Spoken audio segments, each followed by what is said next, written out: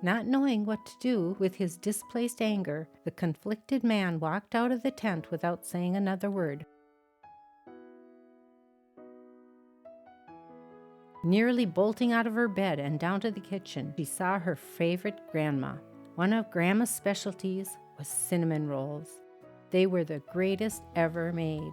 The wonderful aroma filled the house. Hello, welcome to In My Words. The book I am reading from is titled The Monster We Call Dad by D.A. Riles. This book is not intended for young readers. After each reading session, I will briefly give information about a chosen plant. I hope through my words you will gain insight, knowledge, and a deeper appreciation and understanding of this mysterious and intricate world. Though the road may be long and hard, compassion and beauty can be gained through the enjoyment of nature and experiencing its wondrous gifts. Thank you for joining me.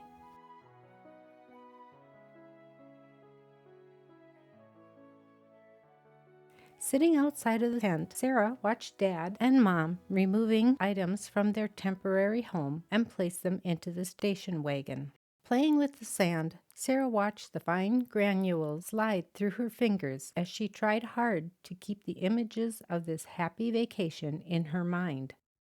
What the F? I told you not to put all that SH on top of the car. Where the F do you think I'm supposed to put the tent after we take it down? You're so effing stupid. From out of nowhere, Jane felt the crack of the backside of Thomas's hand across her face. A red welt began appearing as Jane placed her hand upon her cheek. Responding to Thomas's misplaced anger, Jane said, "Don't hit me again. I didn't do anything wrong," she continued. "I asked you where to put these things, and you said on the car. You're so effing stupid. I think you're hearing things."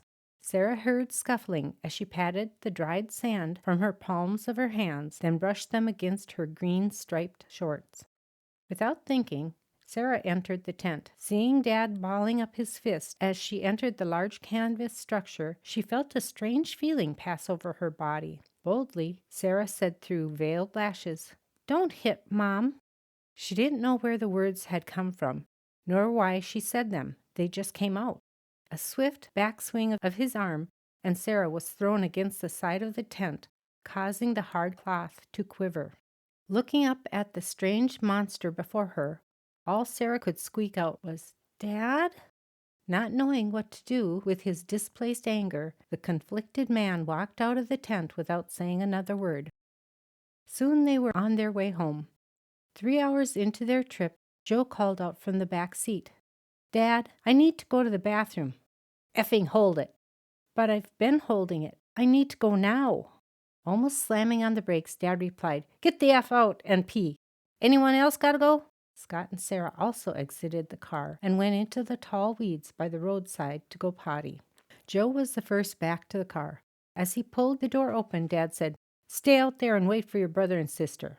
Joe waited. Soon all three were standing outside of the car waiting for Dad to say it was okay to come back in. Instead, they heard, "Sissy, get out."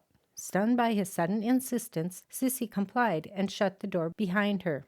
"I think you kids need to walk for a while," Dad commanded. Since the 4 older children had been through this punishment before, they knew what to expect. Dad drove slowly as the children walked alongside the moving car. Every so often, when Dad got too far ahead, he'd pull over to the side of the road and wait until the children caught up with him, and then he would start the process all over again. After an hour of walking, he let the kids back into the car. "Did that get the piss out of you?" he questioned all 4 older children. They nodded as Dad added, "Then shut the F up and get in the car and stop acting like babies." Doing as they were told, the children sat back down in the car and didn't say another word until after they arrived home later that night. Chapter 20. Grandma Nigh. School was beginning, and the Shultz once again needed a sitter so Jane could continue to work. Waiting until nearly the last moment, the discouraged woman finally gave in and called her mom. Jane knew her mom would help, at least for a little while. One morning at the start of the new school year, Sarah awoke to the smell of fresh cinnamon rolls. Nearly bolting out of her bed and down to the kitchen, she saw her favorite grandma. One of Grandma's specialties was cinnamon rolls. They were the greatest ever made. The wonderful aroma filled the house. Grandma Nigh heard footsteps and felt a gentle squeeze around her legs. Brushing the flour off her hands and onto her apron, the kindly lady turned toward her granddaughter and bent down to give her a hug. Sarah reveled in the feeling of love. "Are you hungry?" Grandma asked, looking at the green-eyed girl clinging to her. Sarah shrugged. She was hungry, but was afraid to let her grandma know. "Would you like a cinnamon roll?" Again, Sarah shrugged. She always felt shy around people, and even around her favorite grandparents. She wasn't sure why. Grandma handed her the cinnamon roll, and Sarah went to sit at the table. The day progressed normally, at least normally when Grandma was around.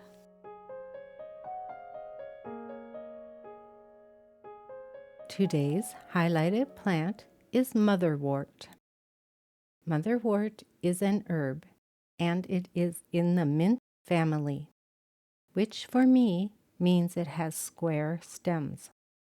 Its flowers are pink in color and grows to around 2 to 4 feet.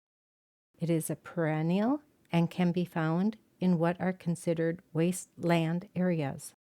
But to me, no land is a wasteland.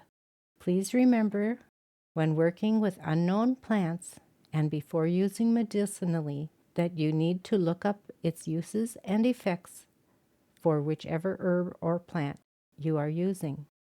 So please do your homework and know how to use the plants properly, for I am not a doctor, nor am I giving advice to use this plant medicinally.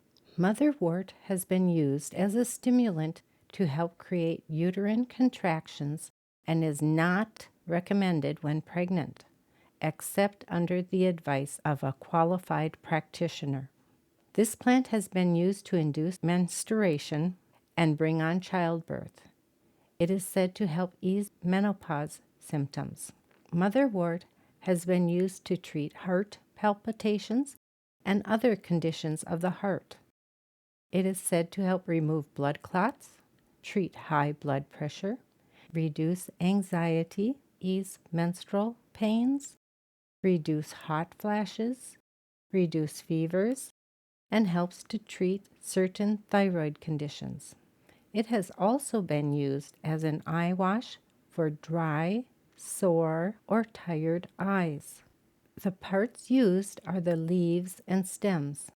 It has a bitter taste. Once again, I am not a qualified practitioner, so do your own research before using this plant.